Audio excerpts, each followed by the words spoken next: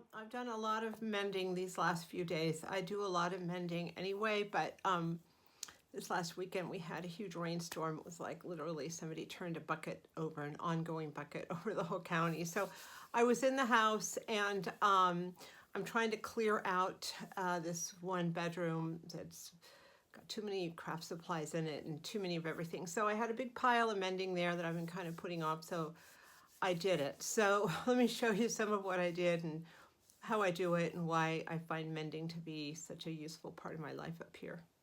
Mending that was just simple. I have some really nice wool socks I got at Costco about 9 or 10 years ago, maybe 8 years ago, and I really like them, and they are warm and they are comfortable and they wear really great, but they do get some worn spots. So when I find that when I'm doing laundry or when I'm wearing them, I set them aside and I mend them, and I've pretty much doubled their lifespan by doing that. I also do the same thing with leggings. I like to wear leggings under skirts and under big shirts and everything. They're just real comfortable. I get them off Amazon, and after a while they sometimes get little holes and tears in them. So I mend those too. And after they're mended, on the back part that has where the label is, I'll take some red thread and do a couple stitches, so when I'm doing laundry I can tell which ones are the ones that I've mended and have some holes in it, and which are the new ones. And the ones that are mended I use for things like working in the garden or volunteering at the food bank, or when I'm at work, because I'm a home health aide and I do a lot of cooking, dishes, cleaning, helping, and those leggings are just fine for that. I'll wear a t-shirt, big t-shirt, and those leggings and some comfy shoes, and I'm in business there. This last time with my mending thing a few days ago, I have some really comfy velour sweatpants. They got a hole in them. Dog got a hold of them. So I fixed those up. I'm wearing them right now, and we're totally back in business. Sometimes I have items that cannot be mended, so I cut them up, use them for rags. A couple of the things I did the other evening was, well, this is part of a blanket, and the same dog that ate my sweatpants also ate this blanket, ate a bunch along the edge, and then made a hole in the another part of the blanket. So at another point, I just sliced off the whole top of the blanket where the bite and stuff was on, and just saved this, and I cut off a piece last night and put it on the hole, the other little hole, and the top part where I'd cut off, I just turned it under. So the blanket's maybe this much shorter than it was, but it's a queen size blanket, and nobody would ever know. So I was pleased with that. It's a really nice blanket, fleece blanket I got at Costco, and I saved myself having to purchase another blanket for basically what could be repaired in just a few minutes. I also got a skirt at a thrift store, gosh, maybe a year ago, and it was too big, and I've never fixed it. So I started taking it apart. As you can see, I've taken the sides apart, and I did some basting here. Let me find that right here. So the part one is done insofar as taking it apart, and I'm gonna have to resew some things here, as well as simply do each side so it'll fit better. So, again, I'm sitting here in the evening, it's raining, I could go out and buy another pencil skirt, but I already have one, and why not? So I'll bring the sewing machine out, and this should be done. It's a cute skirt, got a cute little zipper in the back, and I like this sort of black type skirt. So I'll have a new skirt the next time I take the sewing machine out. I also went and fixed, I have a pillow on my rocking chair over there. I got a set, and the side seam started splitting open. I grabbed some thread and just stitched that up again. Why buy new if I could just fix it? And the split was maybe about an inch, and we're back it's new. My biggest challenge was this gray, beautiful wool sweater that belonged to my dad, and the mice got into it, and oh, it's heartbreaking. They had a couple real huge, oh God, I see another one. A couple really big holes in this, and so this was most of my evening. I I have this little weaving thing, and let me show you, I was able to fix a couple of the holes with that. Here's one of the holes I prepared with that, and I'll show you the little instrument I got on Amazon to do that. And just to give you a sense of scale, I had one hole that was really big, and this is what I did by myself without that little weaving loom. It's way more awful looking. One hole was so big that I ended up getting my knitting needles and simply knitting a whole patch over it. Here it is. You may wonder why I put this much energy into this sweater. Well, it was my dad's, and it's a very good sweater. It's heavy wool. They don't make them like this anymore, and even if I just wear it around the house during the winter, and I can take a couple degrees off of how warm I heat it in here, it's worth it. I can wear it outside. It's just a beautiful sweater, and it was certainly worth the time.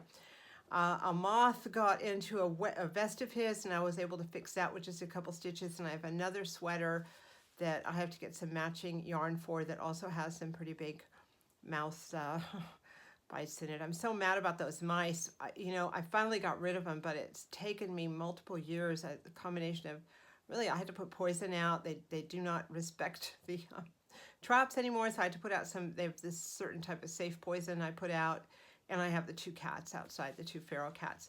But when I went to look at the stuff I had opened, I had a container laying on its side, and at one point the top of the container and the bottom of the container that had separated, so there was enough room for a mouse. I pulled it out, started pulling out my sweaters, my dad's old sweaters, and I saw the mouse in there. It was still alive. So I pulled out the sweaters, took the container out, and just dumped it off the porch, and the mouse got, whoops, God knows where the mouse went, but I don't care. I was pretty pissed off, but I'm glad I was able to salvage this for whatever it's worth, and then salvage the other 2, and they'll certainly be wearable, especially the vest. It doesn't, the 2 little holes are almost non-existent. So here's what I have to make it happen. I have 2 of these darning eggs, and they're from my great aunts who were in Russia, and somehow I ended up with them, and I use them all the time, especially this one for, isn't it pretty? It looks like a mushroom, especially for socks. They just go in, I put the sock over it, and then can do my stitching, and it works out great. So I've got these 2, they're in my, I have like a cabinet here in the living room, and they're right there. When they're not being used for sewing, they're being used for display, because they're awesome. Look at this. In order to fix my dad's sweaters, I purchased this sort of weaving loom, mending weaving loom on Amazon. And evidently there's a history with these. They've started making them again. It's called Visible Mending, and it really did a good job. It just wasn't, this particular one wasn't big enough for that big hole, but it's a really great job, and I'm glad I purchased it. And, it's been helpful for wool items. I have a bunch of thimbles. They're absolutely necessary for pushing thread through, and I also have a couple of needle threaders, those with a little wire hook on them to pull thread through. I use those for the sewing machine and hand mending. Of course, I have a case full of different colored threads, and every time I end up in a mending space where I don't have the thread, I just add a new color. I also have a full thing of knitting needles, crochet needles, big-eyed plastic needles. I mean, I can mend anything. Maybe not 100% well or beautifully, but I can certainly fix things. I've mended for other people and done a little bit of tailoring. I've done a lot of hemming and a lot of putting patches on jeans that have been wrecked. I have a couple friends who do very physical type jobs, so I've done that. It's quite doing those, mending those patches. I have a system for doing it, which is very, the patch will be there forever. But I had a particular sewing machine, a long arm sewing machine that I got in secondhand, and it kind of just gave up the ghost. So I donated it to a store which will fix it. And I'm not finding it as easy to do those patches anymore because I just have a regular sewing machine with a regular length arm. But fortunately, the people I was mending for, they are now getting older too, and I'm seeing less and less of that type of work. I've done mending for my home health clients as well. I've done hemming and fixing of straps and items of clothing. One of my clients could not, was wearing like athletic shorts and elastic waisted items, clothing, because of his neurological problems, and it was hard for him to get his pants up and down in the bathroom. So he asked me if I could put flies in the front of his athletic shorts and sweatpants, and I said yes.